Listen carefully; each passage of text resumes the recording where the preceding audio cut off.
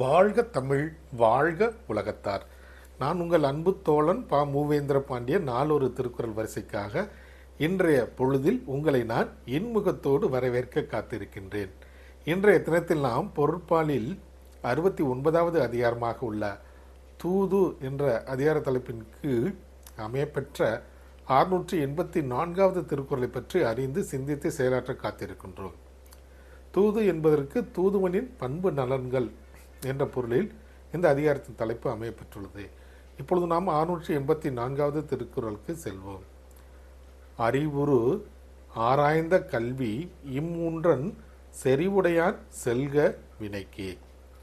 அறிவுரு ஆராய்ந்த கல்வி இம்மூன்றன் செறிவுடையான் செல்க வினைக்கே.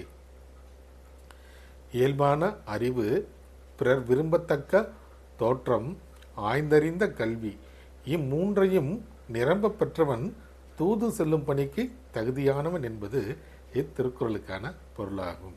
மீண்டும் பொருள்: இயல்பான அறிவு, பிறர் விரும்பத்தக்க தோற்றப்பொழிவு, ஆய்ந்தறிந்த நன்கு கற்ற கல்வி முறை இம்மூன்றையும் நிரம்ப பெற்றவன் தூது செல்லும் பணிக்கு தகுதியானவன் ஆவான் என்பது இத்திருக்குறளுக்கான முழு பொருளாகும். வள்ளுவரின் வழியினை பின்பற்றுவோம். நாமும் வாழ்வில் எப்போதும் வெற்றியை காண்போம். நன்றி, வணக்கம், ஜெய்ஹிந்த்.